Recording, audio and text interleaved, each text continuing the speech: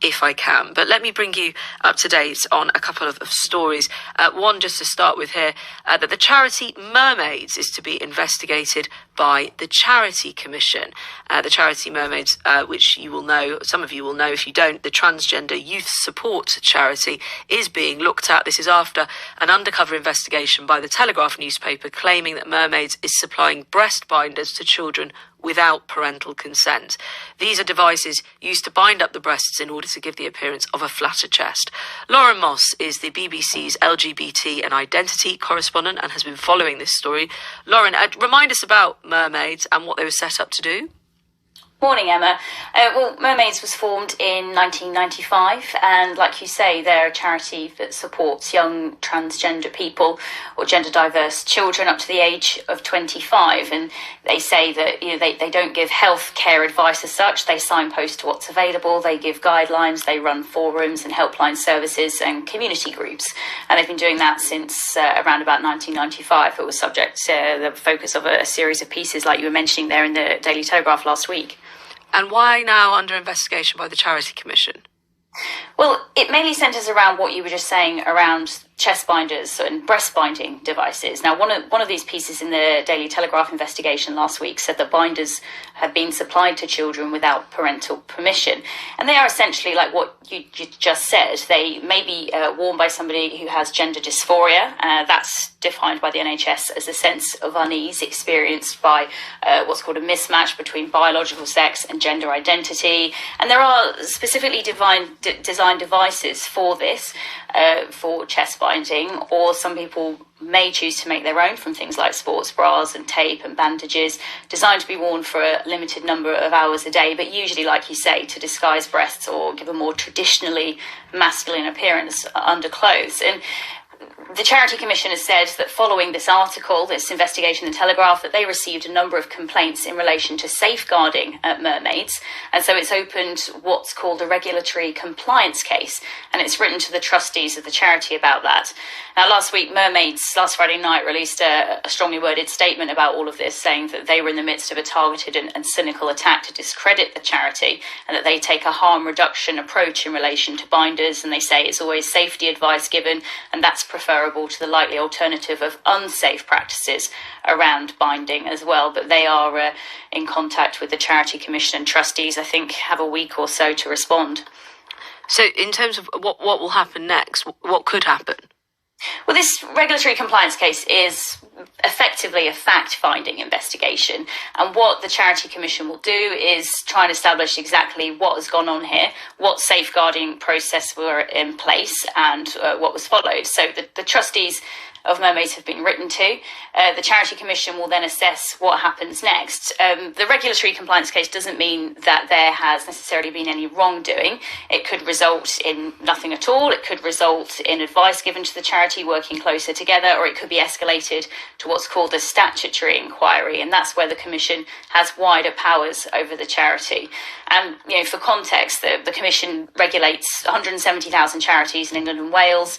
They concluded around 5,500 of these regulatory compliance cases each year over the last couple of years, and from those around 60 statutory inquiries were opened. So what the Commission will do is look into the safeguarding processes. It won't be making a ruling on chest binders generally, on the medical pros and cons of those. It will centre around the safeguarding practices at Mermaids. And that means, about parental consent? Is that when you talk about the safeguarding practices?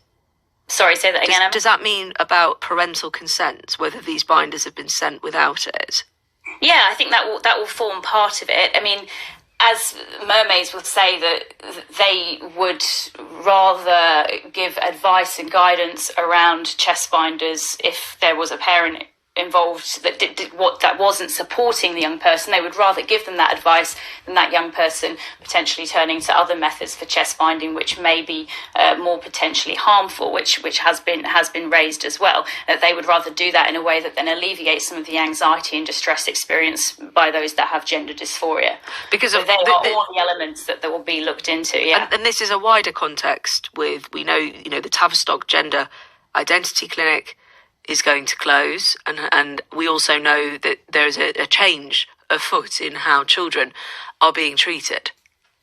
Yeah, I think this is sort of the latest really in the focus around care for gender identity services involving young people and the healthcare and services that are there for them. Like you mentioned, the Tavistock there in July, it was announced that the Tavistock, which was the only gender-specific gender identity services centre for young people, is to close in favour of regional centres and hubs which will be opened up around England, providing sort of a more inclusive, holistic care and looking around mental health, providing more support. There are incredibly long waiting lists that have increased exponentially over the last 5 years or so.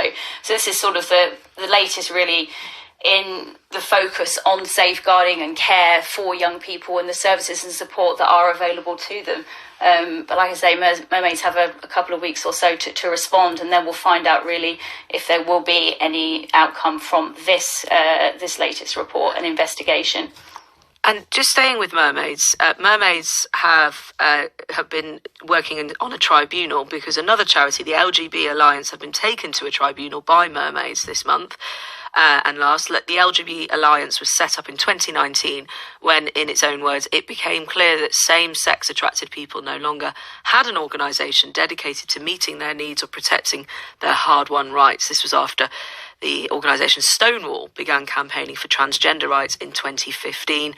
High-profile supporters of the LGBAlliance include Professor Kathleen Stock. So, Lauren, to come to you, because I know you've been following this as well, why is the LGBAlliance's charitable status being appealed by Mermaids? A totally separate case. Yeah, like you say, it's not directly linked to anything at all we've just been discussing then, although a couple of the same players mentioned. But this is the first time that I understand a tribunal has happened where a charity has sought to appeal the status of another charity. So Mermaids is appealing the Charity Commission's decision to make the LGBAlliance a charity in 2020. Now, that case was largely heard last month and will return next month for closing arguments. Now, Mermaids argues that the LGBAlliance has what was described in the court documents as an anti-trans focus. It seeks, they say, to obstruct or impede Mermaids' work and others that support transgender people while not fulfilling the aims that it's pledging to do, supporting people who are lesbian, gay and bisexual. Now, the LGBAlliance founders say, like you just mentioned, that they set up their charity to represent and help lesbian, gay and bisexual people after other charities started prioritising gender over sex. And they say that sex is immutable, it cannot be changed. And there were some very powerful things discussed in the hearing last month, where one of the co-founders said that homophobia was at the heart of gender identity theory, which is obviously something that Mermaids and other charities, including Stonewall, would disagree with. And really, the Mermaids are questioning whether the LGBAlliance meets the legal tests for charitable status. But it isn't simply enough for Mermaids not to agree with what the LGBAlliance stands for, because LGBAlliance insists that they are not anti-trans, that they want to exist essentially to support LGBT people, and that they are supportive of trans rights, which of course Mermaids very strongly disagrees with. But what the judges will have to decide is whether, firstly, Mermaids have the legal standing to bring this case in the first place. Just disagreeing on the 2 points isn't enough. They have to prove that they've been impacted. And then the Charity Commission will be looking at also whether LGBAlliance does meet that legal standing and what the purposes and public benefit are of LGBAlliance being a charity. And that will be sort of decided in the next coming months after closing arguments next month. So when will we learn the outcome? Well, how long is a piece of string? We've seen with some of these cases in the past that they can take many weeks, few months even. Okay. Closing arguments will be next month, and then the decisions will be made sometime after that in the coming weeks or months. Well, I'm sure we will talk again, if not before. Lauren Moss, thank you for an update on both of those stories, the BBC's LGBT and identity correspondent there. Now, a message has already come in about this because we put something out on social media already, and in fact from someone who knows all about it. But we're